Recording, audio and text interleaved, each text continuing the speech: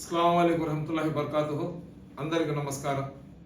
సోదరులారా, నెల్లూరు జిల్లాలో అదేవిధంగా నెల్లూరు పట్టణంలో ఒక్కోటికి సంబంధించిన చాలా ఆస్తులు ఉన్నాయి. ఉన్న ఆస్తులు మేము పుట్టకముందే 80% 90% అన్యాక్రాంతం అయిపోయినాయి. మిగిలిన భూములు ఏదైతే ఉన్నాయో ఆ భూములను రక్షించి వాటిని సంరక్షించాల్సిన బాధ్యత ప్రతి ముస్లిం సోదరుడు తీసుకున్నాడు. దాంట్లో ఎక్కడ కూడా వేరే ఆలోచన లేదు. అది వైసీపీ వాళ్ళు కానివ్వండి, తెలుగుదేశం వాళ్ళు కానివ్వండి, కమ్యూనిస్టులు కానివ్వండి, లేదా వేరే రాజకీయ పార్టీలకు చెందిన వ్యక్తులు కానివ్వండి, లేదా సామాన్య ముస్లిం ప్రజలు కూడా ఒక్కోటి ఆస్తులను అన్యాక్రాంతం కాకుండా ఎక్కడైనా అన్యాక్రాంతం అవుతుంటే ఎవరైనా ఒక పిలుపు కానిస్తే వేల సంఖ్యలో అక్కడికి వెళ్ళి ఆ స్థలాలను రక్షించుకుంటూ వచ్చినాం. అందులో భాగంగా జామియా మసీద్కి సంబంధించిన ఏదైతే 13 ఎకరాల 33 సెంట్ల భూమి ఉందో ఆ భూమి సురక్షితంగా ఉండింది. చాలామంది ఆ భూమిని అన్యాక్రాంతం చేయాలా లేదా ఏదో ఒక విధంగా లీజ్కి తీసుకోవాలని చెప్పి ఆలోచన చేసినప్పుడు ఎందుకో అల్లాహ్ సుబ్హానహు వ తఆలా ఆ భూములను అన్యాక్రాంతం కాకుండా కాపాడినాడు. దాంట్లో ఎవరో ఒకరు వచ్చి నేను కాపాడాను, ఇంకొకటి వచ్చి నేను కాపాడాను, ఇంకొకటి వచ్చి నేను కాపాడాను అని చెప్తే ఎవరు నమ్మాల్సిన అవసరం లేదు. ఈరోజు ప్రతి ఒక్కరు కూడా ఆ భూములను మేము కాపాడాము, ఆ భూముల కోసం మేము ఏదో రైలు కింద తలకాయ పెట్టినాము, ఆ భూముల కోసము మేము ట్రైన్ నుంచి కిందకి దూకినామని చెప్పి సంఖ్యలు పట్టుకుంటున్నారు కదా. ఇవన్నీ ఉత్తమాటలు. ఏదేమైనా కానీ ఆ భూములకు సంబంధించి ప్రస్తుత వక్ఫ్ బోర్డ్ రాష్ట్ర చైర్మన్ అయిన హాజీ అబ్దుల్ అజీజ్ గారు ఏదైతే ఆ భూములు ఉన్నాయో అక్కడ ఏదో ఒక రకంగా డెవలప్మెంట్ యాక్టివిటీస్ తీసుకొని వచ్చి ఆ భూముల్లో ఒక 3 ఎకరాల ఒక మసీదు, అదేవిధంగా ముస్లిం బిడ్డలకు ఎడ్యుకేషనల్ ఇన్స్టిట్యూట్లను ఏర్పాటు చేసి మిగతా 5 ఎకరాల్లో ఏదైనా కమర్షియల్ పర్పస్ కానీ ఇస్తే బాగుంటుందని ఒక ఆలోచన చేసినారు. అందులో భాగంగా నెల్లూరు శాసనసభ్యులు మున్సిపల్ శాఖ మంత్రి పొంగూరు నారాయణ గారు ఏదైతే సిఎస్ఆర్ ఫండ్స్ ఉన్నాయో అందులో ఎక్కడైనా భూమి కానీ ఉంటే ఒక మంచి స్కూల్ నిర్మించి ఇస్తానని చెప్పి అజీజ్ గారికి చెప్పడము. అజీజ్ గారు వక్ఫ్ బోర్డ్కి సంబంధించిన 5 ఎకరాల భూమి ఉంది. అందులో మా మైనార్టీ బిడ్డల కోసం మైనార్టీ ప్రాంతం ఏదైతే ఆ కోటమిట్ట, అదేవిధంగా పరమేశ్వరి నగర్, జెండా వీధి, డైకోస్ రోడ్డు, అదేవిధంగా కుక్కలగుంట, పల్లుకొట్ట, ఈ ప్రాంతాలంతా ఏంటంటే ఖుద్దూస్ నగర్, మన్సూర్ నగర్, ఈ ఏరియాలంతా కూడా ముస్లింలు ఎక్కువ ఉన్నారు. అదేవిధంగా బీసీ కులాలకు చెందిన వ్యక్తులు కూడా ఎక్కువ ఉన్నారు. కాబట్టి ఆ స్కూల్లో మైనార్టీ స్కూల్ అయినా కానీ అందరి బిడ్డలకు చదువుకోవడానికి అవకాశం ఉంటుంది. కాబట్టి ఒక మంచి స్కూల్ను నిర్మించి సిఎస్ఆర్ ఫండ్ ఇస్తానని చెప్పి నారాయణ గారు చెప్పిన తర్వాత ఈ 5 ఎకరాల స్థలం చూపిస్తే నారాయణ గారు దానికి అంగీకరించి అతను సీఎం రమేష్ గారికి మాట్లాడి అతను ఒక 15 కోట్లు 5 కోట్లు నారాయణ విద్యా సంస్థల ద్వారా దానికి కేటాయించినారు.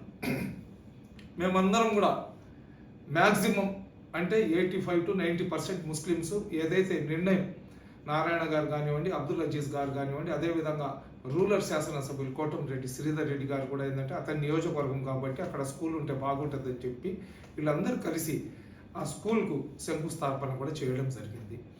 అయితే కొంతమంది వైఎస్ఆర్సీపీ పార్టీకి చెందిన నాయకులు మన సమీర్ ఖాన్ కానివ్వండి, జియావుల్ హక్ కానివ్వండి, వాళ్ళు మళ్ళీ ఒక వీడియో పెట్టి అందులో వాళ్ళు విమర్శించడం అది కరెక్ట్ కాదు. ఎందుకంటే వీళ్ళు ఓషా హాస్పిటల్ తెలుగుదేశం పార్టీ హయాంలో ఉన్నప్పుడు దానికి శంకుస్థాపన చేసినారు. తెలుగుదేశం హయాంలో శంకుస్థాపన చేసిన తర్వాత 1 సంవత్సరంలో తెలుగుదేశం పార్టీ అధికారాన్ని కోల్పోయింది. 5 సంవత్సరాలు వైఎస్ఆర్సీపీ పార్టీ అధికారంలో వచ్చింది. అదేవిధంగా నారాయణ గారు మున్సిపల్ శాఖ మంత్రిలాగా ఆ రోజుల్లో ఉన్నప్పుడు 2016, 17 ఆ టైంలో అతను ఏం చేశారంటే పిఎన్ఎం హై స్కూల్ ఏదైతే ఉండిందో పిఎన్ఎం హై స్కూల్లో అప్పుడు హాజీ అబ్దుల్ అజీజ్ గారు మున్సిపల్ చైర్మన్ లాగా మేయర్ లాగా ఉన్నప్పుడు వాళ్ళు ఏం చేశారంటే అక్కడ ఆడబిడ్డల కోసం అక్కడ జూనియర్ కాలేజీని తీసుకొని వచ్చిన తర్వాత మళ్ళీ తెలుగుదేశం పార్టీ ప్రభుత్వం 2019లో వెళ్ళిపోయిన సంగతి ప్రతి ఒక్కరికి తెలుసు. అదేవిధంగా అక్క చెరువుపాడులో కూడా ప్రభుత్వం అక్కడ మైనార్టీ గురుకుల పాఠశాల కోసం స్థలం కేటాయించడం, ఆ స్థలంలో ఒక మాజీ మంత్రి, మాజీ ఎమ్మెల్యే ఆ స్థలం వాళ్ళదని చెప్పి కోర్టులో కేసు వేయడం, దాన్ని ఆపేయడం, గందరగోళం జరిగింది. అది చాలామందికి తెలియదు. ఎందుకు వాస్తవాలు చెప్తున్నానంటే ఏదో మనం కూర్చున్నాము, విమర్శించినాము.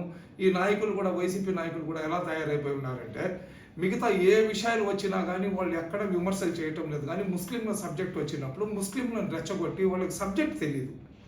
సమీర్ ఖాన్ మాట్లాడింది తప్పని నేను చెప్పటం లేదు, జియావుల్ హక్ మాట్లాడింది నేను తప్పని చెప్పటం లేదు. వాళ్ళకి సబ్జెక్ట్ తెలియదు. నేను ఒకటే చెప్తున్నా, నారాయణ గారు ఉన్నతమైన విద్యావేత్త అతను. నారాయణ గారు ఒక ఉన్నతమైన విద్యావేత్త. కొన్ని లక్షల మందికి అతను విద్యాబోధన చేసిన ఒక ఉపాధ్యాయుడు.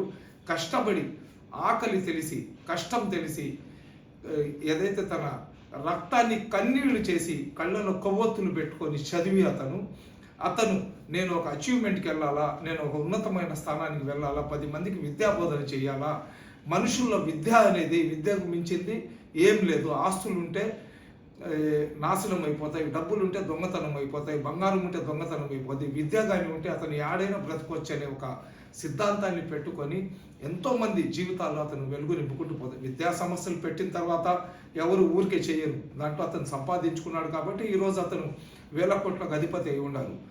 అయితే ఎంతోమందికి బోధన చేసిన వ్యక్తి, విద్యను నమ్ముకుంటే మనిషి జీవితం బాగుపడుతుందని ఒక దృఢ సంకల్పంతో ఉన్న వ్యక్తి నారాయణ గారు. అతను ఒక పెద్ద విద్యావేత్త. అదేవిధంగా కోటంరెడ్డి శ్రీధర్ రెడ్డి గారు రాజకీయ శాస్త్రవేత్త. అతను రాజకీయ సైంటిస్టులు ఉంటారు కదా, అలాగా రాజకీయంలో సైంటిస్ట్ లాంటి వ్యక్తి ఎవరంటే కోటంరెడ్డి శ్రీధర్ రెడ్డి గారు. నారాయణ గారికి, శ్రీధర్ రెడ్డి గారికి ఉన్న ప్లస్ పాయింట్ ఏంటంటే, నారాయణ గారికి వాళ్ళ కూతురు శరణి మేడం ఎవరైతే ఉన్నారో ఆమె విద్యా సంస్థలను కాపాడుకుంటూ తండ్రి గారు ఏం చెప్తే ఆ మాటను తూచా తప్పకుండా, గర్వం లేకుండా ఆమె పేదలతో కలిసిపోయి పేదల కష్టాలను తన కష్టాల్లాగా భావించి తండ్రి గారికి చెడ్డ పేరు రాకుండా సమాజంలో తండ్రి గారికి ఒక ఉన్నతమైన స్థానంలో చూడాలనే ఆలోచనతో అతను ఏం చెప్తే ఆ పనిని పూర్తి చేసే బాధ్యత షర్ణి గారు తీసుకుంటున్నారు. అదేవిధంగా శ్రీధర్ రెడ్డి గారికి కలిసి వచ్చిన అదృష్టం ఏంటంటే, ఎలాగ శ్రీరామచంద్రుడికి లక్ష్మణుడు ఉంటాడో అదేవిధంగా శ్రీధర్ రెడ్డి గారికి వాళ్ళ తమ్ముడు గిరిధర్ రెడ్డి. శ్రీధర్ రెడ్డి చెప్పిన ప్రతి పనిని అతను ఒక కార్మికుడిలాగా, ఒక శ్రామికుడిలాగా, ఒక సామాన్య కార్యకర్తలాగా ఆఫీసర్ల చుట్టూ తిరుగుతూ ఆఫీసర్లకు వెళ్ళి ఆ ఫండ్స్ రిలీజ్ చేయించుకొని వచ్చి వాళ్ళిద్దరు ఏంటంటే నెల్లూరు మహానగరాన్ని, సిటీ రూరల్ రెండింటిని కలిపితే మహానగరం అంటారు. 54 డివిజన్లు, కొన్ని గ్రామాలు ఉంటాయి. దీన్ని సస్యశ్యామలం చేస్తుంటే దాన్ని చూసి జీర్ణించుకోలేక ఈ వైసీపీలో ఉన్న నాయకులు ఏం చేస్తున్నారంటే ముస్లింలను బలిపశువులు చేసే ప్రయత్నం చేస్తున్నారు. నేను ఒకటే చెప్తున్నాను, మీరు విమర్శించే ముందర ఏమని విమర్శిస్తున్నారో, మీరు విమర్శించిన విమర్శకు రిఫ్లెక్షన్ ఎలాగుంటుందో, ప్రజలు నవ్వుకుంటున్నారా, మొహం మీద ఉమ్ముతున్నారా, మీకు సిగ్గు లేదని చెప్పుకుంటున్నారా అని ఒకసారి ఆలోచించుకోండి. ఎందుకంటే 5 సంవత్సరాలు మీరు అధికారంలో ఉన్నప్పుడు ఘోషా హాస్పిటల్ ఎందుకు పూర్తి చేయలేదు? 5 సంవత్సరాలు మీరు అధికారంలో ఉన్నప్పుడు పిఎన్ఎం హై స్కూల్కి రికగ్నేషన్ మీరు ఎందుకు తీసుకొని రాలేదు? 5 సంవత్సరాలు మీద అధికారంలో ఉన్నప్పుడు అక్కచెరువుపాడులో ఉన్న స్కూల్కు 10 కోట్ల రూపాయల నిధులు తీసుకుని వచ్చి ఆ వర్కులు ఎందుకు మీరు కంప్లీట్ చేయించలేదు? 5 సంవత్సరాలు మీరు అధికారంలో ఉన్నప్పుడు బాగా షహీద్ దర్గాలు ఎందుకు మీరు అభివృద్ధి చేయలేదు?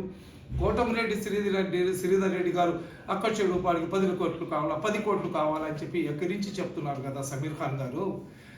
అక్కచెరువుపాడుకి 10 కోట్ల రూపాయల నిధులు కావాలని చెప్పి వైసీపీ ప్రభుత్వం ఉన్నప్పుడు పోరాటం నేను చేసినాను. ఓషా హాస్పిటల్ పూర్తి ఎందుకు చేయలేదని చెప్పి పోరాటం నేను చేసినాను. అదేవిధంగా బారా షహీద్ దర్గా అభివృద్ధిని ఎందుకు అభివృద్ధి చేయటం లేదని పోరాటం నేను చేస్తున్నాను. నా మీద అక్రమ కేసులు పెట్టి నన్ను పీడీ యాక్ట్లో ఇరుకబెట్టింది మీ వైఎస్ఆర్సీపీ పార్టీ వాళ్ళు కాదా సమీర్ ఖాన్, జియావుల్ హక్ గారు? నేను ఎందుకు చెప్తున్నానంటే, మీరు మా తమ్ముళ్ళు అలాంటి వాళ్ళు. మీకు అనవసరంగా రెచ్చగొట్టి మీ జీవితాలను నాశనం చేసే ప్రయత్నం చేస్తున్నారు. చాలామంది వైఎస్ఆర్సీపీ పార్టీలో నాయకులు ఉన్నారు కదా, వాళ్ళు ఎందుకు మాట్లాడటం లేదు దీని గురించే? వాళ్ళు మాట్లాడితే వాళ్ళకి సరైన సమాధానం ఇస్తారు. కానీ మీకు రాజకీయం తెలియదు, మీకు సబ్జెక్ట్ తెలియదు. మీకు ఏదో తెలిసిన సబ్జెక్ట్ మీరు ఏదో మాట్లాడడానికి పోయి ఏదో మాట్లాడేస్తే ఎలాగా? వైఎస్ఆర్సీపీ అధికారంలో ఉన్నప్పుడు జగన్మోహన్ రెడ్డి మైనార్టీల పక్షపాతిగానే అయితే మైనార్టీలకు అతను ఏం చేశాడు చెప్పండి? పనికి మాలిన వాళ్ళందరినీ కూడా చైర్మన్లు ఇచ్చేసి వాళ్లకు కూర్చోబెట్టి వాళ్ళకు జీతాలు ఇచ్చి మేపి వదిలేశాడు తప్ప పేద ముస్లింలకు కానీ, ముస్లిం బిడ్డలకు కానీ, ముస్లిం మహిళలకు కానీ ఎవరికి ఏం చేయలేదు. అసలు మీకేం చేశారు? ఒకసారి మీ గుండెల మీద మీరు చేపెట్టి ఆలోచించుకోండి. కాబట్టి నేను ఒకటే చెప్తున్నా, ఎవరు అభివృద్ధి చేసినా కానీ, ఎవరు మంచి పని చేసినా కానీ హర్షించండి. తప్పు చేస్తే నిలదీద్దాం, కానీ అక్కడెక్కడ తప్పు కనపడటం లేదు. ఎందుకంటే ఆ స్కూల్ కానీ వస్తే దాదాపు 2000 మంది మా పేద బిడ్డలు అక్కడ చదువుకుంటారు. ఆ స్కూల్ గురించి క్లియర్ కట్గా నారాయణ గారికి ఆ స్కూల్ స్వాధీనం చేసుకొని లేదా ఆ స్కూల్ వాళ్ళ సంస్థలు కలుపాల్సిన అవసరమే లేదు. నారాయణ గారి గురించి మీ అందరికన్నా నాకు చాలా ఎక్కువ తెలుసు. ఎందుకంటే నారాయణ గారు నేను జిల్లా బోర్డు చైర్మన్ లాగా ఉన్నప్పుడు పర్సారత్నం గారు హయ్యర్ ఎడ్యుకేషన్ మినిస్టర్, అదేవిధంగా బల్లి దుర్గాప్రసాదరావు గారు స్కూల్ ఎడ్యుకేషన్ మినిస్టర్ లాగా ఉన్నప్పుడు మా ఇంట్లో ఒక ఫంక్షన్ జరిగితే వాళ్ళిద్దరు భోజనానికి వస్తే ఆ రోజు నారాయణ గారు అక్కడికి వచ్చారు. అప్పటికి నారాయణ మెడికల్ కాలేజ్ లేదు, ఇంజనీరింగ్ కాలేజ్ కూడా లేదు. అప్పుడే నారాయణ గారు ఏంటంటే పేదలకు విద్య ఏ విధంగా, పేదలకు విద్య దగ్గరికి ఏ విధంగా తీసుకొని వెళ్ళాలనే ఆలోచనలు అతను ఉన్నాడు. కాబట్టి అతను అవినీతి చేస్తాడు, అతను ఊళ్ళో వాళ్ళ సొత్తు ఆక్రమించుకుంటారు, ఊళ్ళో వాళ్ళ డబ్బులు అతను స్వాహా చేస్తాడనే ఆలోచన మీరు మైండ్లో నుంచి తీసేయండి. ఇంకపోతే శ్రీధర్ రెడ్డి గారికి విమర్శించి లేదా శ్రీధర్ రెడ్డి గారిని ఎక్కరించే పరిస్థితి మీకు ఏ కోణంలో కూడా లేదు. శ్రీధర్ రెడ్డి ఏంటంటే ఎవరితోనైనా పోరాటం చేస్తారు. మీ జగన్మోహన్ రెడ్డితో పోరాటం చేసి బయటికి వచ్చింది ఎందుకు? అతను ముస్లింలకు అతను అన్యాయం చేస్తున్నాడు కాబట్టే కదా. ముస్లింలకు ఇచ్చిన హామీలు నెరవేర్చలేదు. బారా షహీద్ దర్గా కోసం అక్క చెరువుపాడులో ఉన్న ఏదైతే గురుకుల పాఠశాల ఉందో దాని గురించి, అదేవిధంగా క్రైస్తవ భవన్ గురించి, అదేవిధంగా ఏదైతే కలుజు పొట్టాయపాలెం కలుజు ఏదైతే ఉందో దాని గురించి ఇవన్నీ అతన్ని అడిగితే జగన్మోహన్ రెడ్డి గారు చేతులు ఎత్తేసినారు. కాబట్టి పార్టీ మీద ఉమ్మేసి, పార్టీతో ఎడంకాలతో కొట్టేసి పార్టీకి రాజీనామా చేసి బయటికి వచ్చింది కోటంరెడ్డి శ్రీధర్ రెడ్డి గారు. దయచేసి సొసైటీ అన్న తర్వాత మీరు ఏదైనా ఒక విమర్శ చేసినప్పుడు మిమ్మల్ని చూసి హర్షించాలా. మీరు చేసిన విమర్శకు వేరే వాళ్ళు కూడా అరే వీళ్ళు చేసిన విమర్శలో పస ఉందిరా, దమ్ము ఉందిరా అనుకోవాలా. దమ్ము లేని పసలేని విమర్శలు చేసి మీరిద్దరు కూడా నవ్వుల పాలు అవ్వడం నాకు ఇష్టం లేదు. కాబట్టి దయచేసి ఎప్పుడైనా మీ జీవితంలో ఏదైనా మీరు మాట్లాడే ముందర అసలు వైసీపీ వాళ్ళు ఏం చేశారు, అదిగో వీళ్ళు ఈ పని చేశారు, వీళ్ళు ఈ పని చేయలేదు అని చెప్పే పరిస్థితి నాలెడ్జ్ పెట్టుకొని మీరు మాట్లాడితే బాగుంటుంది. దయచేసి మిమ్మల్ని అవమానపరచడానికి, మిమ్మల్ని కించపరచడానికి నేను మాట్లాడటం లేదు. కానీ ఈ రాజకీయ నాయకులు ముస్లింలను కరేపాకుల్లాగా వాడుకుంటున్నారు. అధికారంలో ఉన్నన్ని రోజులు మిమ్మల్ని కరేపాకుల్లాగా వాడుకున్నారు. అధికారం లేనప్పుడు కూడా ముస్లింలని టార్గెట్ చేసి ముస్లింల చేత మంత్రులను, ఎమ్మెల్యేలను తిట్టించి వాళ్ళు ఏదైనా కేసులు పెడితే ఆ కేసుల్లో ఈ బిడ్డలను ఇరికించే ప్రయత్నం ఏదైతే వైఎస్ఆర్సీపీ పార్టీలో ఉన్న నాయకులు చేస్తున్నారో వాళ్ళ ఉచ్చులో మీరు పడవద్దని, వాళ్ళు చేసే కుట్రలో మీరు బలి పశువులు కావద్దని చెప్పి చేయడానికి ఈ వీడియోను పెడుతున్నాను. సోదరులారా, ఇది ఒక నెల్లూరుకు ఉద్దేశించే కాదు, రాష్ట్రంలో ఉన్న ప్రతి ఏరియాలో కూడా వైఎస్ఆర్సీపీ పార్టీ ముస్లింలను ఎమ్మెల్సీలు కానీ, కార్పొరేషన్ చైర్మన్ పదవులు కానీ ఇవన్నీ ఇచ్చారు. అవన్నీ ఎవరికి ఇచ్చారు? ఎవరైతే దద్దమ్మలు ఉన్నారో, ఎవరైతే జాతి ద్రోహులు ఉన్నారో, ఎవరైతే ముస్లిం సమాజాన్ని నాశనం చేసే చీడ పురుగులు ఉన్నారో వాళ్ళకి ఇచ్చారు. ఖాదర్ బాషా ఒబ్బటి చైర్మన్ లాగున్నాడు. అతను ఏం ఊడగొట్టి కట్టలు కట్టినాడు? అజీజ్ వచ్చాడు, చేస్తున్నాడు. అతను చేసే అతనికి వీపు తట్టి షబాష్ అజీజ్ భాయ్ నువ్వు చేసేది కరెక్ట్ అని చెప్పి అతనికి తోడుగా నిలబడండి. అతను తప్పు చేసి నిలదీద్దాం. అతను మంచి చేసినా కానీ విమర్శిస్తే మటుకు ఇక్కడ ఎవరు గమ్ముకుంటారు. ఇది మీకు మంచితనంగా చెప్పాలనే ఉద్దేశంతో మంచితనంగా ఈ వీడియో పెడుతున్నాను. దయచేసి నెక్స్ట్ మీరు కానీ ఇంకొక రకంగా కానీ మాట్లాడితే మనకు మీకు ఇచ్చే సమాధానం చాలా కఠినంగా ఉంటుంది. సోదరులారా, దయచేసి ఈ వీడియోను ప్రతి ఒక్కరు కూడా చేయండి. రాష్ట్ర వ్యాప్తంగా ముస్లింలను బలి పశువులు చేసే ప్రయత్నం ఏదైతే మన వైఎస్ఆర్సీపీ పార్టీ నాయకులు చేస్తున్నారో వాళ్లకు బుద్ధి వచ్చేటట్లు, అదేవిధంగా మా ముస్లిం సోదరులకు జ్ఞానం వచ్చేటట్లు ఈ వీడియోను షేర్ చేయండి. అస్సలాము అలైకుం.